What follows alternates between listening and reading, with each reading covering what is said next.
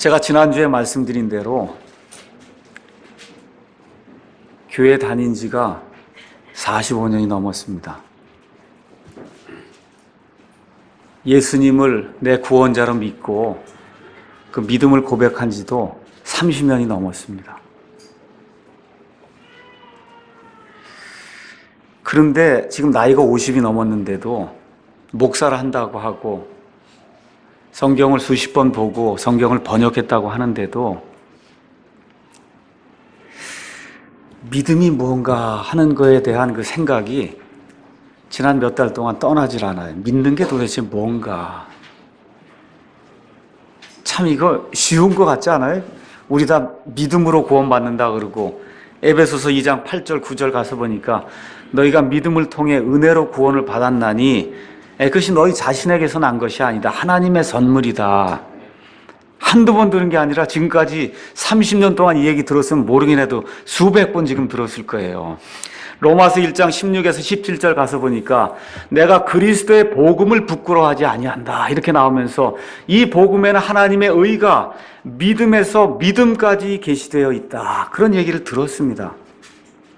내 행위로 구원받지 아니하고 아버지 아들 예수 그리스도의 그 믿음으로 구원받는다 이런 이야기를 한두 번이 아니라 수십 번 수백 번 지금까지 들어왔는데 과연 믿음이 무엇일까? 여기에 대해서 자꾸 생각이 많이 듭니다. 특별히 지난 몇 주 동안 많이 고민하고 있어요. 그러니까 제가 말씀드리고자 하는 것은 추상적인 어떤 그런 믿음 말고 정말 이렇게 확고하게 좀 구체적으로 도대체 믿음이 뭐냐? 여기에 대해서 좀 한번 이렇게 좀 생각해보고 여러분하고 좀 나누면 좋겠다 이런 생각이 좀 많이 들었습니다. 오늘 읽은 히브리서는 13장으로 구성이 되어 있습니다. 히브리서는 주후 66년경에 사도 바울이라고 하는 사람이 그 당시에 이방인들을 대상으로 쓴 것이 아니라 유대 사람들 가운데, 유대인들 가운데 예수 그리스도를 믿게 된 그 히브리 그리스도인들을 위해서 이 히브리서라고 하는 아주 놀라운 하나님의 말씀을 사도 바울이 이제 기록을 했습니다. 이 유대인 그리스도인들에게는 큰 문제가 있었어요. 첫째는 일단 그 당시에는 그리스도인이 됐다 하면은 세상의 모든 사람들이 이교도들이 그 사람들을 핍박하기 때문에 그래서 이방인들로 말미암은 그와 같은 핍박이 있었고 또 하나는 이 사람들이 유대인인데 유대인들이 자기들이 잡아 죽인 그 예수라고 하는 사람을 그리스도로 인정을 해서 그래서 그리스도인이 된다고 얘기할 때는 자기 동족이요 자기의 동포가 되는 유대인들이 예수님을 믿는 유대인들을 핍박했기 때문에 그래서 이 유대인 그리스도인들이 받는 그 핍박과 고난은 지금 21세기에 이렇게 편안히 살고 있는 저와 여러분이 도저히 생각해 볼 수 없는 그런 종류의 핍박과 고난이었다. 제가 그렇게 이제 말씀을 드릴 수가 있습니다.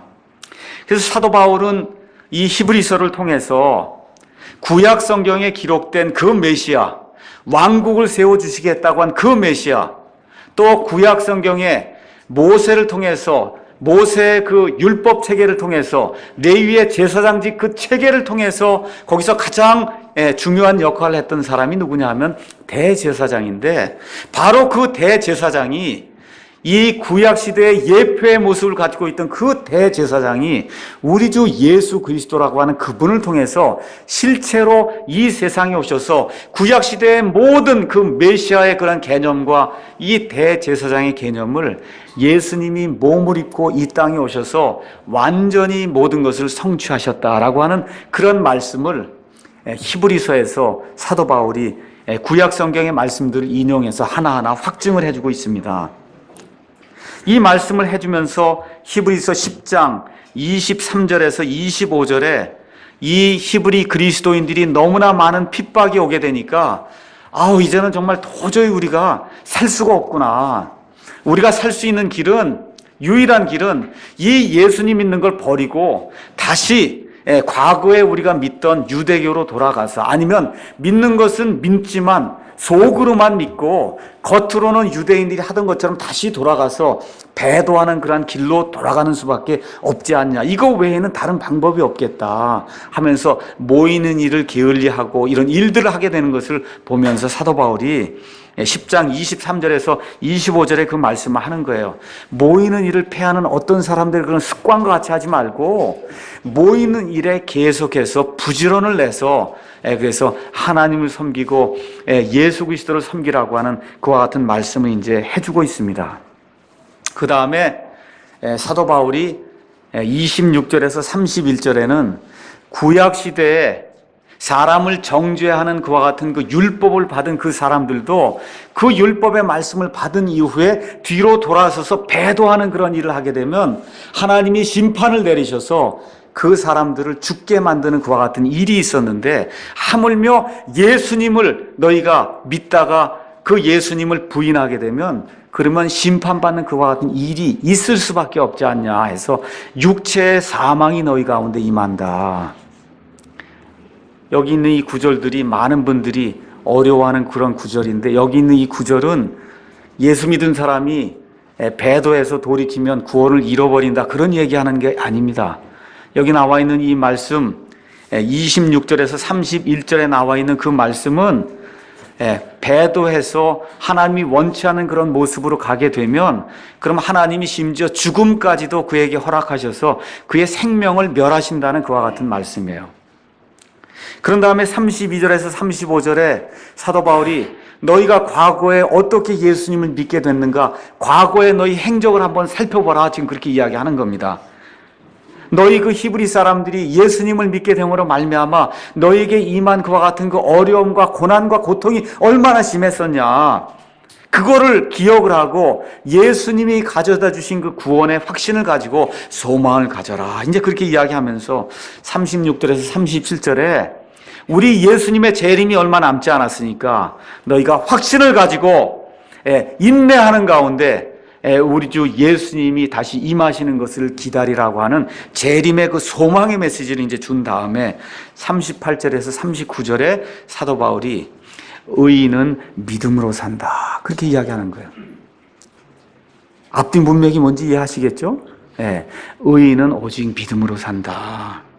그래서 너희는 배도해갖고 뒤로 물러가서 사망의 그와 같은 선고를 받는 이와 같은 사람 되지 마라. 이제 그 얘기를 하고 난 다음에 사도 바울이 이 히브리서 11장하고 12장에 의인은 믿음으로 산다 그랬는데 그 믿음이 뭐냐, 지금 그거를 지금 설명해 주는 거예요. 의인은 믿음으로 사는데 그 믿음이 뭐냐 하는 것을 지금 히브리서 11장 12장에서 사도 바울이 구체적인 그 예를 들어가면서 설명을 해주는 거예요. 다시 한번 말씀드리면 히브리서 1장부터 그 다음에 6장에 있는 그 말씀은 구약시대 모세보다 더 뛰어나신 분, 구약시대 여호수아보다 더 뛰어나신 분, 천사들 가운데 어느 누구도 감당하지 못할 정도로 더 뛰어나신 분, 바로 그 뛰어나신 분이 너희가 십자가에 못 박혀 죽게 만든 예수 그리스도시다. 그 말씀을 우리에게 전해주고, 그 다음에 7장에서 10장에는 그 예수님이 레위의 제사장 체계에서 하나님 앞에 서서 사람들을 대신해서 중보하던 그 대제사장은 연약함과 자기가 가진 그런 부족함으로 말미암아 계속해서 살지 못했는데, 우리 그 예수님은 지금 이 시간에도 하늘에 있는 그 참 성막에서 하나님 앞에서 모든 사람들, 특히 믿는 사람들을 대신해서 중보하시는 그와 같은 대제사장으로 뛰어나신 대제사장이 되신다라고 하는 그런 사실을 사도 바울이 지금 이 히브리 그리스도인들에게 말씀을 해주고, 맨 마지막에는 이 예수님을 섬기는 도리에도 뛰어난 도리가 있다고 얘기해요. 그 뛰어나신 메시아, 뛰어나신 대제사장, 그분을 섬기는 데는 뛰어난 그와 같은 원리와 도리가 있다. 그 뛰어난 원리와 도리, 하나님이 원하시는 그 도리가 뭐냐? 그게 믿음의 도리라는 거예요. 그래서 11장, 12장에는 그 뛰어나신 대제사장 되신 그 예수님을 섬기는 도리가 뭐냐? 그게 믿음의 도리다. 그게 뛰어난 도리다. 하나님이 원하시는 도리다. 그 믿음의 그 도리에 대해서 사도 바울이 11장, 12장에 이 사람들에게 지금 설명을 해주고 있는 겁니다. 그래서 11장 1절에 가서 보니까 믿음은 바라는 것들의 실체라고 그렇게 기록이 되어 있어요. 믿음은 바라는 것들의 실체요, 보이지 않는 것들의 증거다. 지금 그렇게 이야기하고 있어요. 다시 한번 제가 말씀드릴게요. 믿음은 바라는 것들의 실체요, 보이지 않는 것들의 증거다. 지금 그렇게 이야기하고 있습니다. 제가 몇 가지만 먼저 정의를 내리겠습니다. 성경에 나오는 믿음은 긍정적으로 그럴 것이다 라고 추측하는 게 아닙니다. 내 머릿속에서 그럴 것이다 라고 추측하는 게 아니에요. 또 성경의 믿음은 교회에서 가르쳐주는 교리에 내가 동의하는 게 아니에요. 교리가 엄청나게 많은데 그거를 다 이해하고도 믿음이 없는 사람이 이 세상에 부지기수로 많습니다. 여기 신조가 있어요. 우린 뭘 믿습니다 하고 이게 다 적어놨는데 거기엔 다 동의하는데도 불구하고 예수 그리스도의 믿음을 갖지 못해 구원받지 못하는 사람이 한두 명이 아니다, 그 얘기입니다. 그 다음에 또 맹목적으로 근거도 없이 믿는 미신도 믿음이 아니에요. 그럼 성경이 얘기하는 믿음은 뭐냐 하면 환경과 결과에 상관없이 하나님의 말씀에 확신을 갖고 순종하는 게 믿음이에요. 다시 또 풀어서 얘기하면 하나님이 말씀하시면, 그러니까 하나님의 말씀이 없으면 믿음이 없는 겁니다. 하나님이 말씀하시면 내가 이 두 귀로 듣고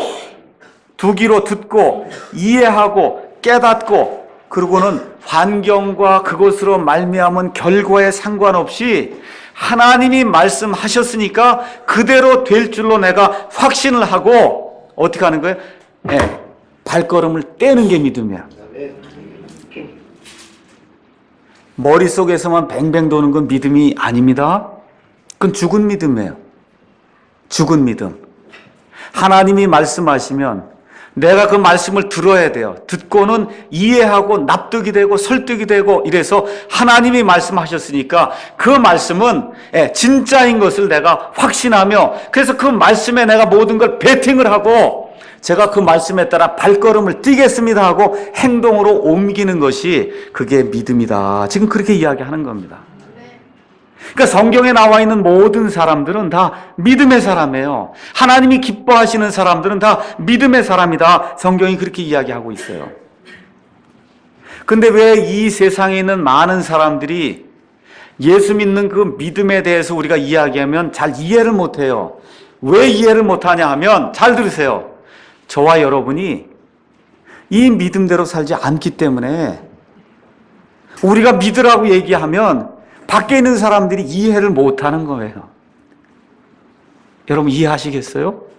저와 여러분이 그대로 살지 못하기, 믿음의 삶을 그대로 살지 못하기 때문에 보여주는 게 없기 때문에 밖에 있는 사람 보고 믿으시오 그러면 도대체 뭘 믿습니까? 이렇게 반문을 한다, 그런 얘기입니다. 그래서 오늘 이 시간에는 믿는 게 무언가 한번 좀 확인해 보고 돌아가는 그런 시간이 되면 좋겠습니다. 여기 가서 보니까 믿음은 바라는 것들의 실체요, 보이지 않는 것들의 증거다, 그렇게 이야기했어요. 맞죠? 그럼 잘 들으세요. 자, 믿음은 그러면 보이는 것을 믿는 게 믿음이에요? 아니면 보이지 않는 것을 믿는 게 믿음이에요? 그럼 왜 기도할 때마다 보여달라 그래요? 하나님, 제가 뭘 보여주면 제가 이번에 이 일을 하겠습니다. 왜 그렇게 기도하세요? 벌써 그건 불신이죠? 그 믿음이 없는 거죠? 맞습니까? 그게 믿음이 없는 거예요.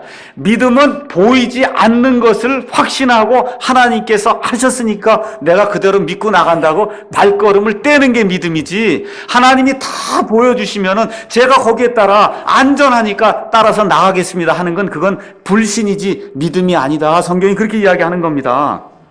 여기 나오는 바라는 것들의 실체다, 그렇게 했을 때 실체는 무슨 뜻이냐 하면 내가 바라는 것들이 있어요. 그 바라는 것들을 이 모래에다 두거나 물에다 두면 바라는 것들이 움직이지 않습니까? 그렇죠? 그 실체라고 하는 건 움직이지 않는 기초라는 거예요. 아주 단단한 바위라는 거예요. 내가 바라는 것들이 있는데 그 바라는 것들을 움직이지 않는 이 기초에 놓는 게 그게 믿음이다. 지금 그렇게 이야기하는 겁니다. 그러면 믿음을 가지려면 바라는 게 있어야죠. 맞아요? 바라는 게 있어야죠. 맞습니까? 그럼 여러분 뭘 바라고 사세요? 뭘 바라고 믿으세요? 일주일 동안 뭘 바라고 사셨어요? 저는 지난 일주일 동안 좀 이 죄짐을 좀 벗어서 이 죄악의 이 몸에서 좀 벗어나면 좋겠다 하는 그런 생각이 너무 많이 들었어요. 이 죄악된 이 몸을 좀 빨리 좀 벗으면 좋겠다. 여러분 좀 이해하세요? 제가 말씀드리는 게. 일주일 동안 사시면서 이런 투쟁의 역사가 좀 있었냐 제가 한번 묻고 싶어요. 이 죄악된 이 몸, 이게 내 원치는 않는데 내가 영으로는 하나님의 법을 따라 이게 살기를 원하는데 내가 이 육신의 법, 이 생각의 법으로는 하나님의 법을 따르지 않고 자꾸 육신이 딴 방향으로 가니까 좀 이걸 좀 끊어버렸으면 좋겠다 하는 그런 바람으로 살고 있다. 그 얘기입니다. 또 어떤 바람이 있느냐 하면 이번 주에 그렇게 아픈 분들을 많이 만납니다. 제가 말씀드렸듯이 우리 피얼스 형제님은 지금 파킨슨 병으로 움직이질 못해요. 교회에 나오고 싶은데 나오질 못합니다. 그 자매님이 그렇게 뒷바라지하고 이렇게 하는 가운데 어제 갑자기 폐렴으로 입원했다는 얘기를 듣고 또 그 앞에 가보니까 너무 불쌍한 거예요. 기침 콜록콜록 하면서 지금 저러고 있는데 하여튼 위로하고 기도하고 또 가서 좀 집에 가서 저희 옆집에 사니까 그 형제님을 좀 봐달라고 또 갔어요. 그냥 움직이지 못하는 가운데 그냥 한 구석에 그냥 앉아서 소파에 이렇게 앉아갖고서는 불을 켜고 이렇게 앉아 있는데 너무 불쌍하더라고요. 그분 나이가 얼마나 된지 모르지만 그분도 여기 민철이나 아니면 여기 태연이처럼 아주 정말 모든 것이 정말 깨끗하고 했던 그런 소년 시절이 있었을 거 아닙니까? 그렇잖아요. 근데 몸이 이렇게 늙어갖고 머리는 살아서 뭘 움직이려고 하는데 발이 따라주지 않으니까 움직이지 못하는 그와 같은 그 현실을 이렇게 본인은 얼마나 답답하겠어요. 옆에 있는 저와 제 아내가 가서 이걸 가서 보니까 너무너무 답답한 거예요. 정말 이런 슬픔과 고통과 아픔이 없는 이런 데서 하루 이틀도 아니고 영원히 살았으면 좋겠다 하는 그런 바람이 그냥 저절로 생기더라고요. 또 어떤 것들이 생기냐 하면 이 육신은 결국 이렇게 어쩔 수 없이 죽을 수밖에 없는 가운데 사는데 이 가운데 다 고통을 안고 살고 슬픔을 안고 살고 병을 지니고 사는데 정말 우리 예수님처럼 몸이 정말 호련히 변화가 돼서 그래서 부활받은 그와 같은 몸으로 영원히 산다고 하면 이게 얼마나 좋을까 하는 그런 바람을 갖고 삽니다. 여러분 이런 바람 있으십니까? 예. 그런데 뭐라고 얘기하냐면 이러한 바라는 것들의 실체가 그게 믿음이다. 그렇게 지금 성경이 이야기하고 있는 겁니다. 다시 말씀드리면 지금 이루어지지 않는 일이잖아요. 미래에 이루어질 일 맞습니까?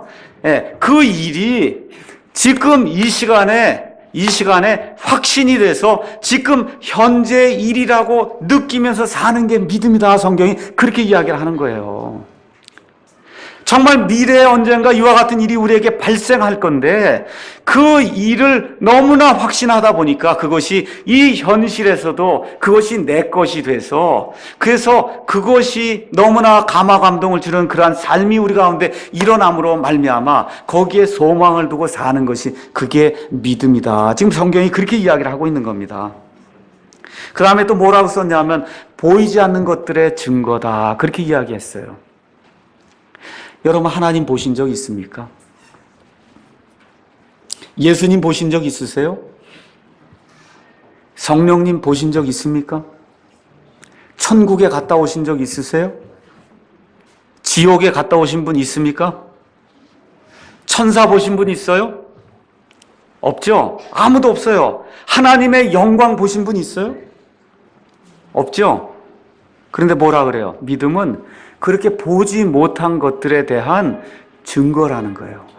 그 증거, 다시 말씀드리면 우리가 앞으로 하나님처럼 하나님의 영광에 들어가서 하나님의 본성에 참여하는 자가 된다고 하는 거 보지 못한 것인데 그것이 내 마음속에 확신이 들어서 증거로 남는 것이 믿음이다. 지금 그렇게 이야기하는 겁니다. 그러니까 다시 말씀드리면 보지 못했음에도 불구하고 하나님께서 이렇게 말씀하시기 때문에 이 말씀은 진실하기 때문에 이 말씀에 확신을 가지고 하나님이 말씀하셨으므로 그대로 될 줄로 내가 믿습니다 하는 것이 믿음이다. 성경이 그렇게 이야기하는 겁니다.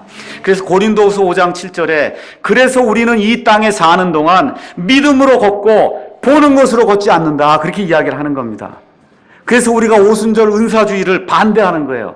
경험주의를 우리가 반대하는 겁니다. 이사 가는 날도 하나님이 보여줘야 되고, 대학 가는 것도 뭐 와서 이렇게 점을 쳐서 가오는 권사가 가서 뭐 얘기를 해줘야 이화여대를 가고 뭐 무슨 대학을 간다고 하고 이런 모든 것을 우리가 다 반대하는 이유는 그것이 불신의 행위요, 마귀를 기뻐하게 하는 그런 일이지 믿음의 행위가 아니기 때문에 우리가 그와 같은 일들을 다 반대한다. 그렇게 이야기하는 겁니다. 또 하나 제가 말씀드릴게요. 믿음은 감정이 아니에요. 믿음은 감정이 아니에요. 이게 여기에 기록된 이 말씀이 뭐 무미 건조할 때도 있고 달콤할 때도 있고 좋을 때도 있고 도저히 읽지 못할 때도 있고 그럼에도 불구하고 여기 기록된 이 말씀대로 내게 그대로 이루어질 줄로 확신합니다 하는 게 믿음이다. 뭐 뜨거운 거 없어도 괜찮아요. 나무 뿌리 뽑지 않아도 괜찮습니다. 어디에만 확신을 두는 거냐? 여기에만 확신 두는 거예요. 하나님이 말씀하셨으니까 나는 왔다 갔다 합니다. 내 감정은 왔다 갔다 해요. 나는 부족해요. 연약해요. 할 수가 없어요. 이거 왔다 갔다 하는데도 불구하고 이 반석은 움직이지 않기 때문에 내가 이 반석에 나의 신뢰를 둡니다 라고 하는 게 그게 믿음이다. 성경이 그렇게 이야기하는 겁니다. 그래서 로마서 10장 17절에 믿음은 들음에서 오며 들음은 하나님의 말씀에서 온다. 그렇게 기록하고 있는 거예요. 그래서 우리가 잘 들으세요. 성경을 숭배하지 않습니다. 여기 저 책꽂이에 꽂아놓고 이렇게 경배하고 인사하고 잘 주무셨습니까? 그렇게 하지 않아요. 이 성경에게. 성경을 그렇게 우상 숭배하지 않아요. 그런데 어떻게 하느냐 하면 이 기록된 말씀을 읽고 듣고 지키고 그 하는 가운데 하나하나 믿음의 분량이 늘어난다고 하는 그런 사실을 우리가 확신하고 그것을 믿는다. 그렇게 이야기하는 겁니다. 그래서 2절에 가서 보니까 사도 바울이 얘기하는 거예요. 구약시대의 믿음의 모든 선진들이 믿음으로 말미암아 좋은 평판을 받았다. 지금 그렇게 이야기를 하는 겁니다. 그러니까 다시 말씀드리면 구약시대의 아브라함이라든지 이삭이라든지 야곱이라든지 모세, 다윗, 다니엘, 에스겔 누구를 다 대도 그 사람들이 뭐로 말미암아 좋은 평판을 받았냐 하면 믿음으로 말미암아 좋은 평판을 받았다는 거예요. 그래서 아브라함은 하나님의 친구라는 그와 같은 호칭을 받았고 다윗은 하나님의 마음에 합한 자라는 그런 호칭을 받았는데 왜 그러냐 하면 믿음 때문에 그렇다. 지금 그렇게 이야기하는 겁니다. 뭐 때문에 그래요? 믿음 때문에. 그 사람들이 행한 선한 행위 때문이 아니고 하나님이 말씀하셨으니까 그대로 될 줄로 나는 믿습니다 하고 믿음의 발걸음을 뗀 그것으로 말미암아 하나님에게서 좋은 평판을 받았다. 지금 성경이 그렇게 이야기하는 겁니다. 그러니까 구약시대에는 믿음이 없었던 것이 아니라 구약시대의 첫사람 아벨부터 시작해서 맨 마지막에 신약시대에 살게 된 모든 사람까지 그래서 하나님의 의가 믿음에서 믿음까지 계시된다라고 이야기했을 때 구약시대에 살았던 모든 사람들도 하나님이 원하시는 그러한 믿음의 길을 걸어간 그 사람들 믿음의 사람들이다. 그래서 구약시대에도 하나님은 믿음만 보시고 신약시대에 하나님은 뭐만 보세요? 믿음만 본다는 거예요. 왜 그럴까요? 한번 여러분이 하나님이고 저 밑에 개미가 있다고 한번 생각해 보세요. 개미가 여러분 위해서 할 일이 있습니까? 없습니까? 있어요? 없어요? 개미가 무지무지 일을 해봐야 여러분 그 기쁘게 하는 일 하나라도 할 수 있어요? 없어요? 없죠? 그러니까 하나님이 우리가 뭘 이렇게 한다고 해봐야 하나님을 기쁘게 할 게 우리 가운데는 없다 그 얘기입니다. 그러니까 하나님이 뭐만 기뻐하는 거예요? 하나님은 오르십니다 하고 그걸 인정만 해주면은 하나님이 그걸 최고로 친다 그 얘기예요. 사람에게 다른 건 받을 게 없다 그 얘기예요. 암만 사람이 노력을 해도 하나님 볼 땐 다 누더기 덩어리다. 그래 걸레 덩어리다. 하나님 그렇기 때문에 하나님은 뭐만 원하시는 거냐 하면 아버지께서 말씀하셨으니까 하나님이 말씀하신 그대로 천국이 있고 지옥이 있고 예수님이 계시고 그래서 예수님의 피로 말미암아 제가 구원은 받는다고 하는 이 말씀이 이 안에 기록이 되어 있기 때문에 제가 그 말씀만 신뢰합니다 아버지 하고 두 손 번쩍 들고 하나님 앞에 무릎 꿇고 나아가면 하나님이 그거를 제일로 기뻐하신다는 거예요. 그게 믿음이다. 그래야 하나님 앞에 좋은 평판을 받는다. 성경이 그렇게 이야기를 하는 겁니다. 그리고선 구체적으로 믿음의 예를 3절에서 12절에 드는 거예요. 첫 번째, 그럼 믿음이 있는 사람은 뭐를 믿느냐 하면 거기 가서 보니까 3절에 믿음을 통해 우리는 세상들이 하나님의 말씀으로 지어진 줄을 깨닫나니 그런즉 보이는 것들은 나타나 보이는 것들로 만들어지지 아니하였느니라. 그러니까 내가 하나님을 믿습니다라고 얘기할 때 첫 번째 나와야 되는 게 뭐냐 하면 나는 진화론을 믿습니다 하는 그 믿음이 깨어져야 된다 그 얘기입니다. 여기 나와 있는 세상들은 이거는 식물 세상, 동물 세상 아니면 또 나를 기준으로 해서 저 하늘 너머에 있는 그 세상, 지금 있는 땅에 있는 세상, 땅 밑에 있는 세상, 이게 다 세상이거든요. 이 모든 세상들을 어떻게 한다고요? 하나님이 창조하신 것을 뭘 통해 알아요? 믿음을 통해 안다. 근데 그 믿음이 어디서 나온다고요? 하나님의 말씀에 나와요. 그 하나님의 말씀 어디에 이게 기록되어 있어요? 창세기에 기록이 되어 있기 때문에 창세기를 믿지 않는 사람은 창세기에 나와 있는 하나님의 6일 창조를 문자 그대로 믿지 않는 사람은 그건 하나님을 믿을 수 없다고 지금 성경이 이야기하는 거예요. 그래서 사도 바울이 첫 번째 뭘 얘기하느냐 하면 내가 예수님을 믿습니다라는 그런 고백을 하려면 첫 번째 하나님께서 무에서 유를 만들어 내셨다고 하는 그 사실을 믿어야 된다 그 얘기입니다. 문자 그대로 6일 동안 24시간에 그 하루 6번을 사용하셔서 하나님께서 무에서 유를 만들어 내셨다고 하는 그 사실에 대한 그 믿음, 그게 없으면 믿음이 서지 못한다 지금 그렇게 이야기를 하는 겁니다. 나는 부활을 믿습니다. 예수님을 믿습니다. 근데 나는 창조는 믿지 못합니다. 그거는 가짜라고 성경이 얘기하는 거예요. 그거는 있을 수가 없다고 얘기하는 겁니다. 자, 그 다음에 두 번째 가서 보니까 4절에 믿음으로 아벨은 가인보다 더욱 뛰어난 희생물을 하나님께 드리고 그것으로 말미암아 의로운 자라는 증거를 얻었으니 하나님께서 그의 예물들에 대하여 증언하시느니라. 그가 죽었으나 믿음으로 지금도 말하고 있느니라. 지금 이야기하고 있어요. 다시 말씀드리면 하나님께 대한 믿음을 가진 자는 하나님께 예물을 바친다는 거예요. 희생물을 바친다는 겁니다. 이걸 지금식으로 다시 얘기를 드리면 예배를 드린다 그 얘기예요. 하나님께 대한 믿음이 있으면 예배를 드릴 수밖에 없다 그 얘기예요. 구약시대에 하나님께서 모세의 율법을 주신 이후로 이 이스라엘 백성 중에 하나님께 희생예물을 드리지 않은 사람 하나도 없었어요. 신정국가이기 때문에 하나님께 예물을 드리지 않으면 다 죽습니다. 11조를 드리지 않으면 죽어요. 그러니까 안 드린 사람 있습니까 없습니까? 없어요. 다 드려야 돼요. 100% 드려야 돼요. 근데 잘 들으세요. 다 드린다고 되는 게 아니고 믿음으로 드린 것만 하나님이 받는다 그 얘기입니다. 여러분 가인이 예물 드렸어요? 안 드렸어요? 하나님이 받으셨습니까? 안 받으셨습니까? 안 받았죠? 지금 이 시간에도 똑같다 그 얘기예요. 여기 이 시간에 예배 드리겠다고 나와 앉아있는 사람들 중에도 하나님이 기뻐하시는 그런 예배를 드리는 사람이 있고 몸만 여기 나와 있는 그런 사람도 있다 그 얘기예요. 여기 한국의 교회가 5만 개가 있는데 그 5만 개 그 교회가 지금 11시에 땡땡 하면 예배를 드린다 그 얘기입니다. 그 예배 드린 사람이 800만 명, 1000만 명이 되는데 그 가운데 하나님이 받아주시는 예배를 드리는 사람이 있고 그렇지 않은 사람이 있다. 성경이 그렇게 이야기하는 거예요. 그럼 어떤 예배를 받는다는 겁니까? 어떤 예배를? 믿음으로 드리는 예배를 받는다는 거예요. 제가 11조 갖고 왔습니다. 내가 오늘 100만 원 갖고 왔습니다. 이런 예배 아니고 어떤 예배? 하나님이 믿음으로 드리는 그런 예배. 다시 말씀드리면 하나님은 영이시니 그분께 경배하는 자가, 예배하는 자가 영과 진리 안에서 그분께 예배해야 된다고 우리 예수님이 말씀해 줬잖아요. 그러니까 성령님으로 충만해서 내 영과 성령님이 교통하는 가운데 이 성경의 진리를 들고 이 외치는 그와 같은 예배를 드려야 하나님이 기뻐하는 그런 예배가 된다. 그게 믿음의 예배가 된다. 성경이 그렇게 이야기한다. 지금 그렇게 이야기하는 거예요. 여기 나와 있는 4절 말씀이. 그 다음에 또 가서 세 번째 보니까 예수님을 믿는다 하면은 하나님하고 동행하는 그런 일이 생겨야 된다는 거야. 동행이 뭐예요? 같이 걷는다 그 얘기예요. 같이 걷는다 그 얘기입니다.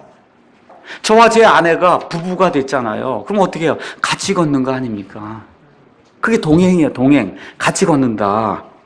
자, 그래서 5절 6절에 가서 보니까 믿음으로 에녹은 죽음을 보지 아니하고 옮겨졌으니 하나님께서 그를 옮기셨으므로 그들이 찾지 못하였느니라. 그는 옮겨지기 전에 하나님을 기쁘게 하라는 자라나는 그런 증언을 받았다. 성경이 지금 그렇게 이야기하잖아요.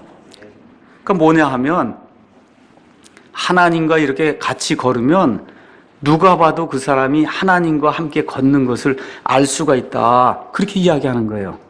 그래서 하나님이 이 사람에게 좋은 평판을 주시는 거예요. 어떤 평판을 줘요?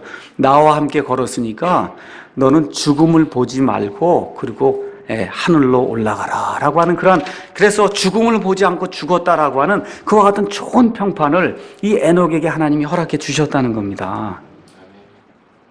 여러분 휴거의 소망 가지고 사십니까? 여러분 휴거가 뭔지 아세요? 휴거의 소망 있으세요?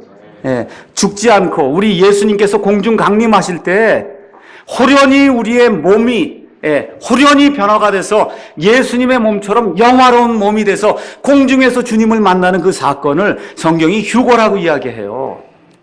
여러분 이 소망 점검하고 사십니까? 대답이 좀 적으신 것 같으네요.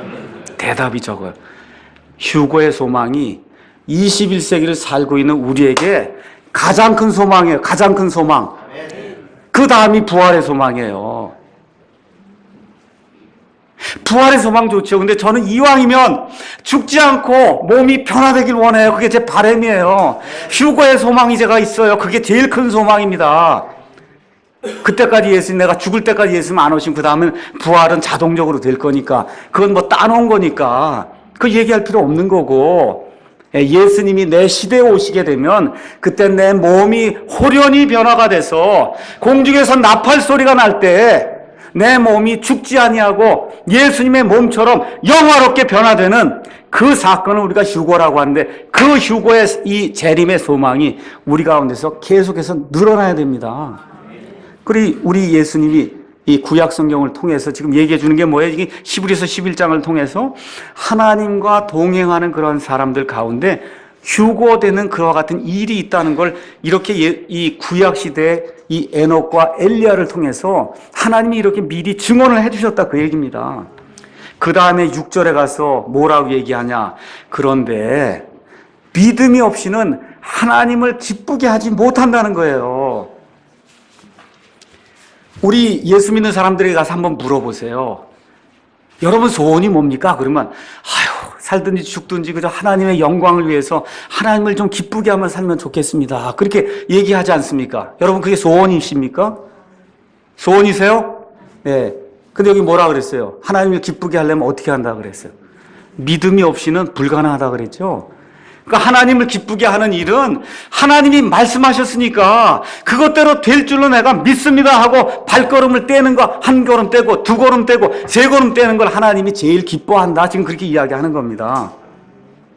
그 다음에 뭐라고 써있냐 하면은 그분께 나아간 자는, 하나님께 나아간 자는 첫 번째 뭐에 대한 믿음이냐, 하나님이 계시다고 하는 것과 하나님께서 부지런히 자기를 찾는 자들에게 보상으로 갚아주시는 분이심을 믿어야 할지니라. 지금 성경이 그렇게 기록하고 있어요.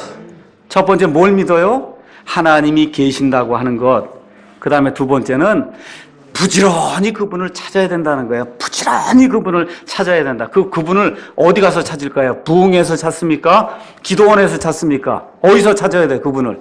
그렇죠. 그래서 이 하나님의 말씀을 통해서 창세기부터 계시록에 있는 말씀을 읽는 가운데 이 믿음의 위인들이, 영웅들이 어떤 믿음의 삶을 살았는가 생각하면서 하나님께 대한 신뢰를 하나 더 두면 둘수록 한 걸음 뛰면서 믿음의 발걸음을 뛰게 될 때 그걸 하나님이 기뻐하신다. 그런데 설렁설렁 찾으라 그래요? 아니면 부지런히 찾으라 그래요?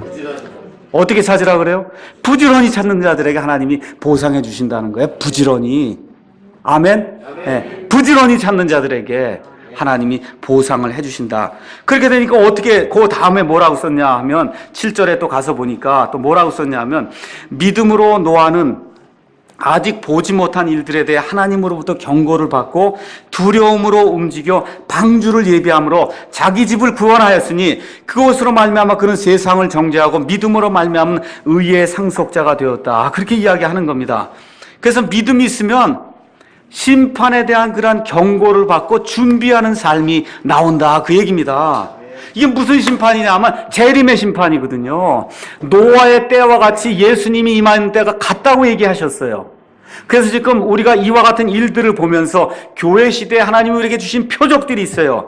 유대인들이 2500년 동안 떠돌다가 지금 돌아가서 나라를 세웠습니다.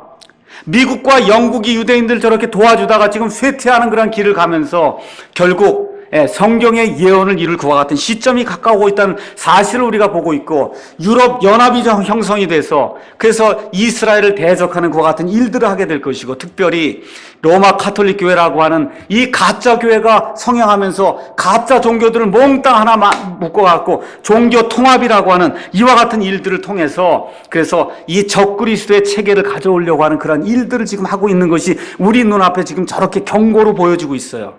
또 하나님께서 실질적으로 눈으로 보라고 요즘 계속해서 지진이, 강도 7이 넘는 지진이 온 세상에서 우리 눈앞에 일어나고 있는 거 여러분 보고 계십니까? 맞습니까? 예. 그런데 노아는 이와 같은 경고를 받아들이고는 두려움으로 움직여서 믿음을 가지고, 그리고 어떻게 했다는 거예요? 세상 사람들에게 120년 동안 하나님의 심판이 임한다고 하나님의 말씀을 선포했다. 지금 그렇게 이야기하는 겁니다. 그래서 우리가 해야 될 일이 바로 그런 일이라는 거예요.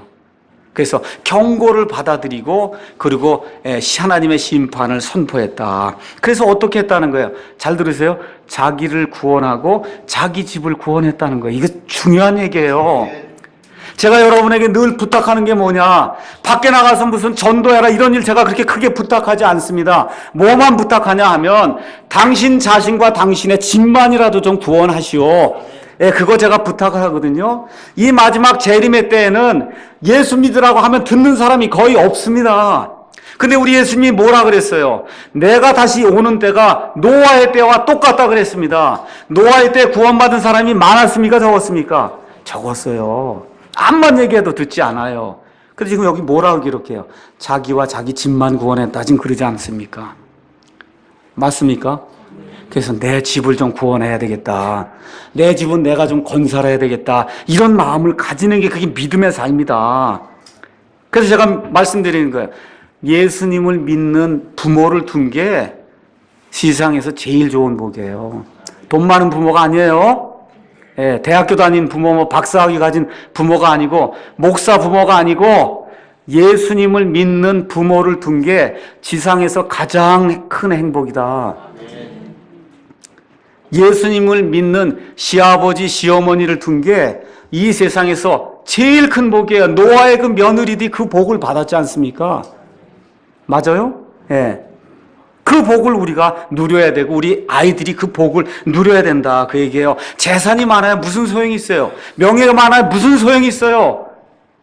예수님을 알지 못하면 다 멸망한다고 예수님이 그렇게 말씀을 해주십니다. 그 다음에 5번째, 하나님이 부르실 때 믿음으로 순종하고 나간 역사가 8절에서 9절에 나와 있다. 그 얘기입니다. 아브라함이 갈대아 우르에 살면서 자기 아버지와 함께 우상들을 만드는 그런 일들을 했어요. 하나님이 그에게 나타나셨어요. 사도행전에 가서 보니까 영광의 하나님께서 메소포타미아에 있던 아브라함에게 나타나서 내 친족 아버지의 집을 떠나서 내가 내게 가라고 하는 곳으로 가라고 할 때 그거 어떻게 했다는 거예요? 믿음으로 순종하라고 옮겨갔다고 성경이 그렇게 기록을 하고 있습니다. 우상을 버리고 하나님께로 돌이켰다고 그렇게 기록하고 있는데 어디에 믿음이 있냐 하면 그가 나아갈 때 자기가 어디로 나아가야 할지 알지 못한 채 나아갔다 그랬어요. 맞습니까? 그게 믿음이에요. 여러분, 제가 여러분에게 좀 부탁을 드리고 싶어요. 우리 교회의 모든 일은 믿음의 일로 하자. 그 얘기를 제가 부탁을 드리고 싶습니다. 우리 교회 헌금이 2천만 원이니까 2천만 원 일 하는 거 그거 믿음의 일입니까? 아닙니까? 우리 교회 인원이 100명이니까 100명에 딱 맞게 그것만 하면 그거 여러분 믿음의 일입니까? 아닙니까? 아니에요. 그건 믿음의 일 아니에요. 그건. 제가 좀 엄청난 요구를 하는 것 같은데 그런 게 아니라 여러분이 무슨 일을 하실 때, 교회에서 무슨 일을 하실 때 내가 할 수 있는 능력 밖에 있는 걸 의지하는 게 그게 믿음이지. 가정일도 마찬가지고 그게 믿음의 일이지. 내가 할 수 있는 건 내가 한 건 내가 한 거지. 이건 하나님이 한 게 아니지 않습니까? 지금 아브라함이 하나님이 어디로 가라고 할 때 가라고 하는 장소를 알았어요? 몰랐어요?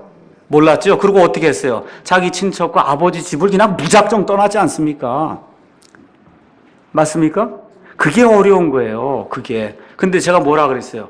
하나님의 말씀에 대한 확신을 가지고 발걸음을 떼는 게 믿음이라 그랬습니다. 확신만 가지면 소용이 없어요. 그건 죽은 믿음이에요. 어떻게 해야 돼요? 발걸음을 떼야 된다 그 얘기예요. 하나님이 가라고 하니까 어디로 갑니까? 묻지 않고 어떻게 해요? 아버지 집 떠나라니까 떠났다 그 얘기입니다. 이게 믿음의 길이다.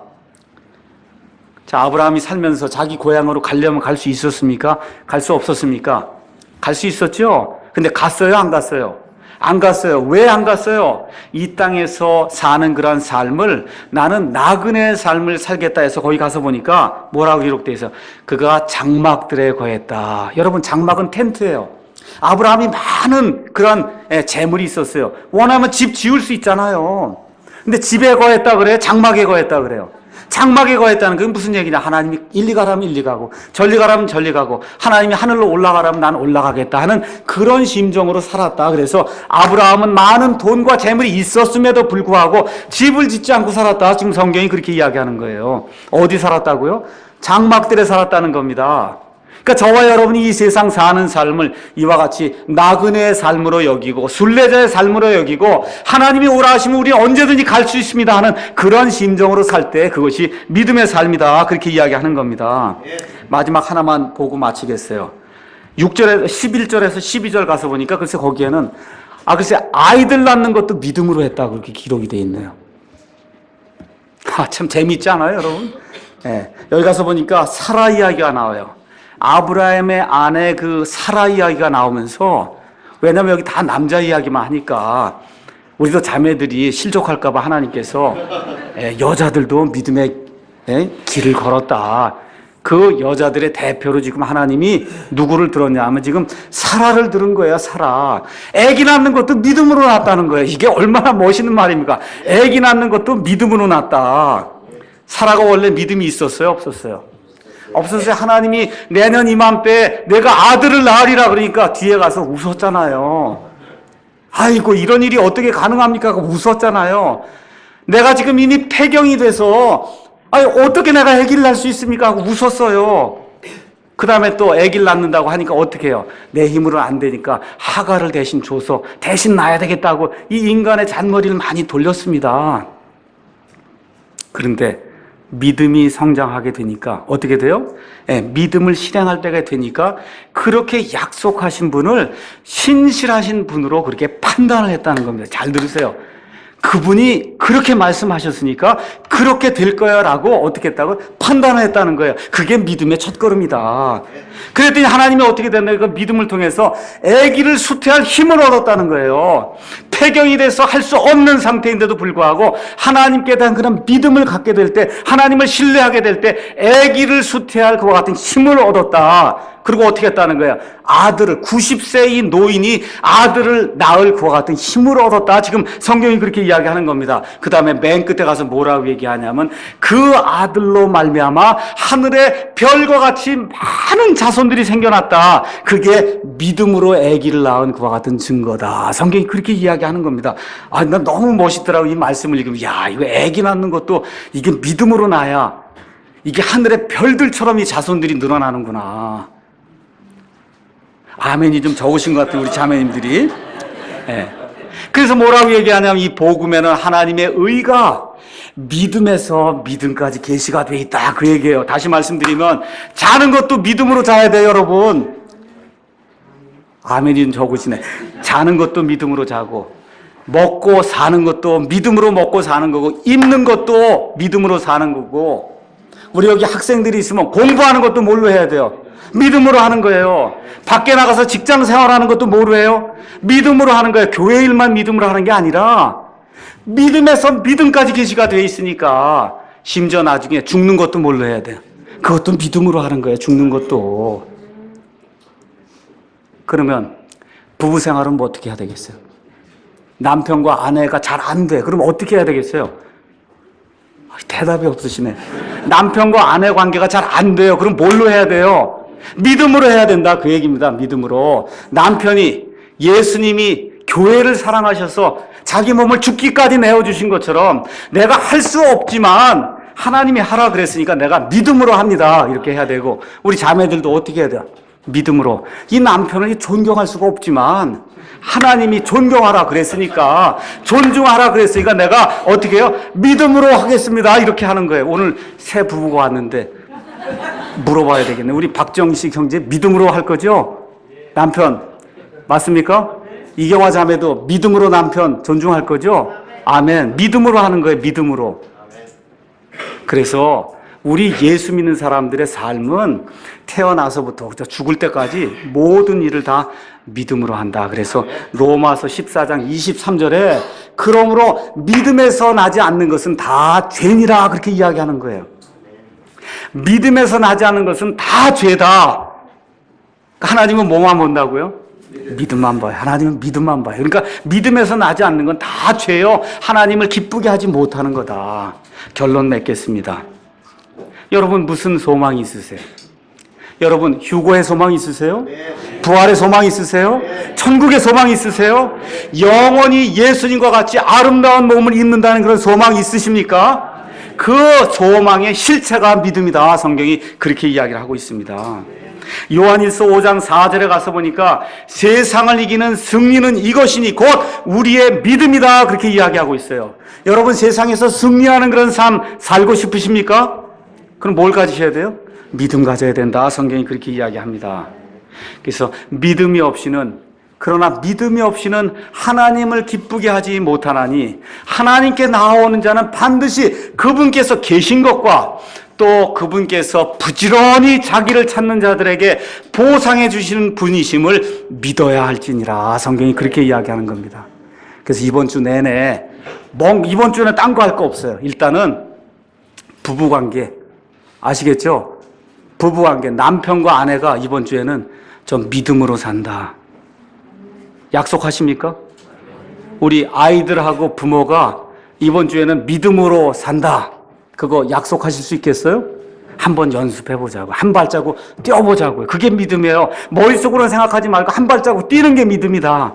이해하시겠죠? 그래서 이번 한 주간 동안엔 하여튼 가정생활이 일단은 먼저 믿음으로 내가 한다. 아주 약속을 하고 그리고 하나님께 그 약속을 이룰 수 있도록 힘을 주십시오 하게 될 때 하나님이 주시는 그와 같은 힘을 받아서 믿음의 삶을 사는 그런 아름다운 한 주간이 될 줄로 확신을 합니다.